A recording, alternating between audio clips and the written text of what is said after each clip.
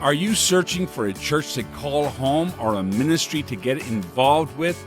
Welcome to Ministry Connections. I'm Evangelist Patrick Hoban, your host and the local ministry director here at AM 980 The Mission. Every week we introduce you to a local church or ministry in the Twin Cities for you to know and get to know better. And my guest today is Jennifer Flaherty from Home from the Brave. Jennifer, welcome to the program today.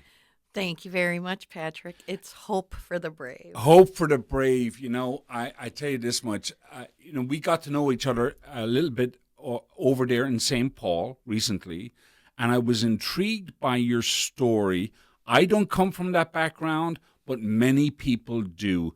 Jennifer, tell us a little bit where you're from, what's your background, so that the listeners can get to know you a little bit better today. Sure. Thank you. Thank you for having me today, Patrick.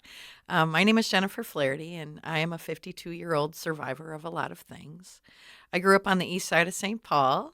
Rah-rah, right? A lot of East Siders have come onto this program lately, so I'm getting more acquainted with the east side of St. Paul for sure. It seems to be a little bit more notorious. I'm getting a little bit aware, but tell us a little bit about your story. Jennifer. Sure. I was born to two 17-year-old generationally alcoholic parents. My dad was gone most of the time, and my mom, she worked night jobs to keep us afloat. During the summer times, we would go up to my grandmother's house where she lived with her second husband in Ebro, Minnesota, way up north. During those visits, it was just the kids, and I happened to be molested by her husband. This happened from the time I was about 7 till about 11 years old. Now, this is a heavy subject. Yeah. And a lot of people don't want to broach this. Yes. But we need to, because it's very prevalent out there today. And we need to kind of uncover this and tell us about that. What did that do to you? Well, for me, and with many, it stripped me of my self-esteem. It robbed my ability to trust, and it made me promiscuous at a young age. My promiscuity caused me to start having sex at the age of 12 willingly. That caused me to become pregnant at 13 and have an abortion. And I also got pregnant a second time at the age of 14, which resulted in the birth of my only child. Wow. So this is a real life story. Yes. This is real life. So we had people on this program that are pro-life, and the fallout that happens because of this.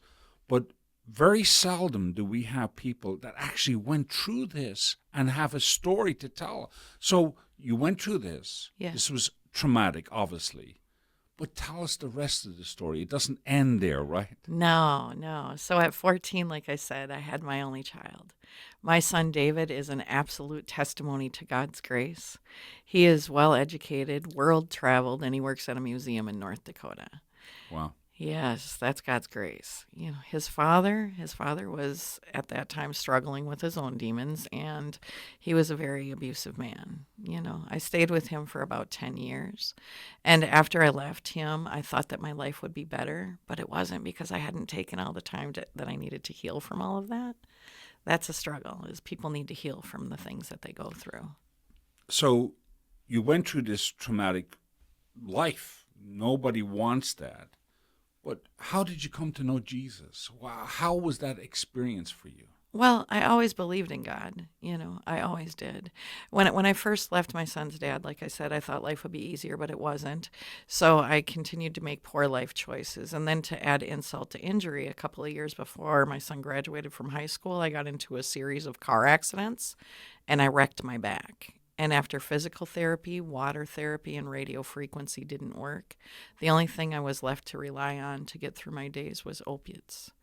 And that was a demon of monstrous power. You know, I rightfully should have probably died from opiate overdose, but I didn't. After 2 failed treatment attempts and 2 DWIs, I tried treatment one more time. Wow. And I've been sober since 2016. 2016. Yeah. And once I got sober, my life soared. It became apparent to me pretty quickly why the devil probably tried to kill me and wished he probably does, I'm sure, because I became strong, very strong. And in 2016, you can make goals again, because when you're addicted to drugs, you can't. And for me, in 2016, the first goal was just stay sober. In 2017, I moved up in the company that I was with for 24 years. I just walked away from that company in July to lead this ministry. Really? Yes. In 2018, my goal was to get closer to God. So I joined a church and I was all in. Only, honestly, to have my entire savings taken by the church pastor. So you ask, how did I find God? I became hungry for God. Once the devil didn't have my mind polluted with the drugs and alcohol, I became starving for God. I became starving, so I was all in church. And once I started growing closer to him, right, he started to make me and mold me. And then in 2020, he opened up the vision for Hope for the Brave. Hope for the Brave. So out of all of your life experiences, right, everything that happened, you're now using that to help others. Tell us about Hope for the Brave. It's incredible. It's my passion. So ours is a 3-tiered program. One tier of the program focuses on education and prevention. For this tier, we have partnerships with Citizens Against Sex Trafficking, Recovery Cafe Frogtown, Ramsey County Sheriff's Department, St. Paul Parks and Recreation, United Way in Hastings, the YMCA in Hastings, Rise Up Recovery, lots of different partners, Pain Reliever Church, everywhere. We everywhere. love Pain Reliever Church and Pastor Thomas. We love him. I love him too. So with this part of our ministry, what we do is we join Citizens Against Sex Trafficking, and we go into the schools and speak to kids. Wow. Isn't God good? Through the YMCA partnership, we've created a space where youth can go in Hastings after school on Fridays. Isn't God amazing? Wow. Through the St. Paul Parks and Recreation partnership, we have a free store that runs inside of St. Paul Parks and Recreation. People get to come in and they get to shop and get clothing for free at no cost. Isn't that something? Yeah, and God gives to us abundantly. So the only rule when you come in our store is take whatever you want. Not whatever you need, whatever you want. But my favorite part of this part of the program is the fact that we get to create amazing spaces for kids to just experience the joy of being a child, like our upcoming holiday event at Dayton's Bluff Rec Tell us Center. about that. Woo! This is a space where we provide food. We have partners for food such as Chick-fil-A, Carboni's Pizza, Boca Chica, Culver's, Cookie Cart, and Jimmy John's this year. Wow. We provide a space for kids to shop and get their own toy, choose their own toy. We call it the toy store. We provide a space where, and I say we, but I'm kind of convicted right now, like Yahweh through us, right? We also provide a space for the children to shop and get a gift for their mom and dad.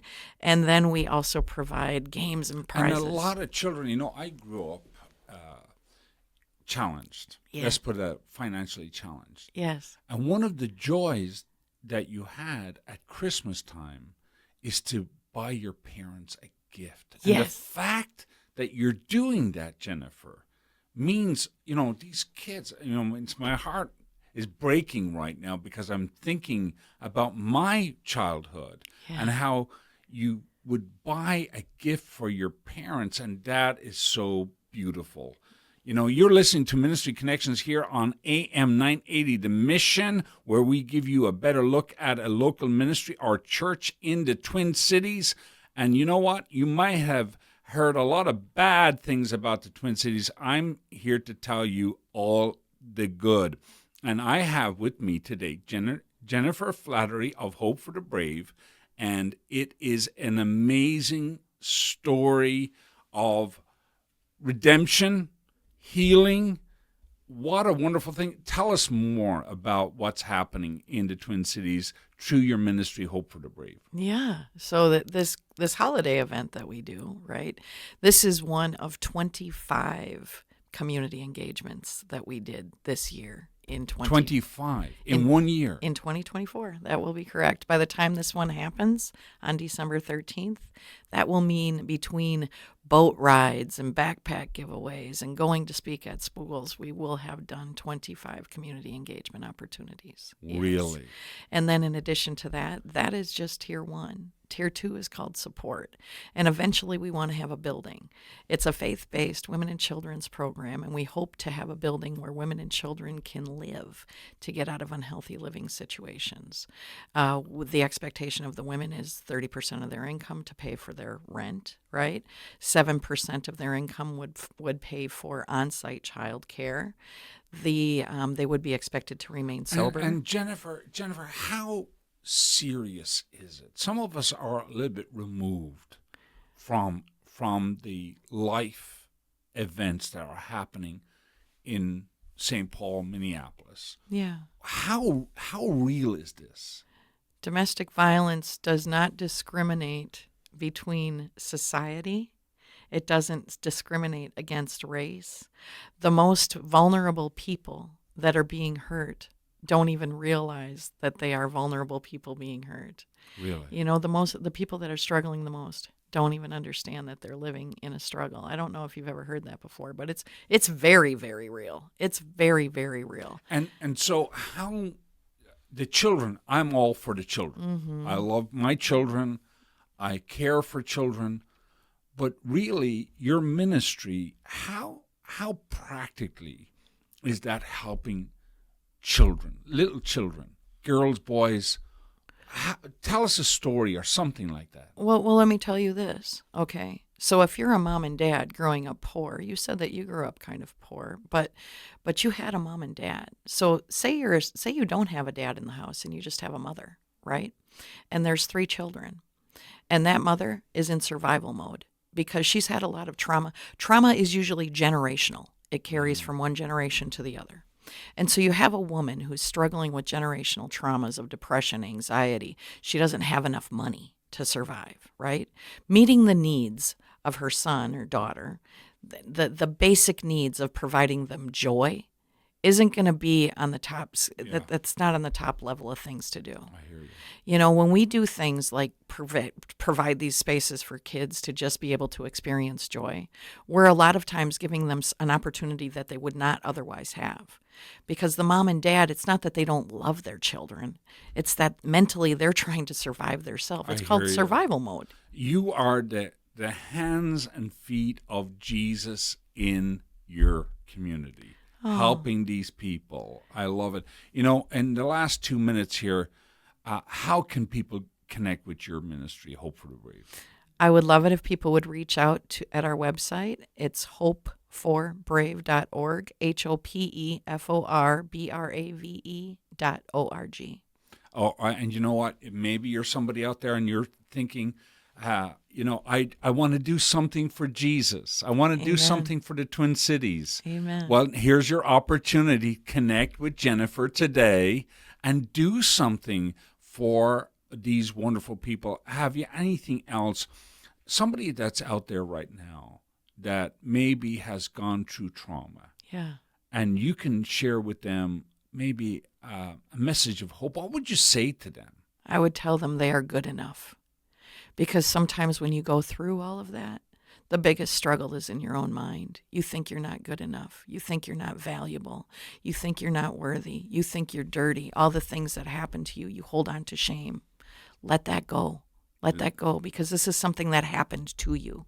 This is not something that makes you dirty. Wow, amazing. That is wonderful work. I'm going to receive that from myself. I think that's just so fantastic. Well, you can hear Ministry Connections each week on Mondays, Wednesdays, and Fridays at 1:30 p.m. And you can also look us up on our Facebook and YouTube pages. Just look for AM 980 The Mission. Share it with your friends. Until next time, our guest today was Jennifer Flaherty of Hope for the Brave. Check her out. You're going to be blessed. Thank you.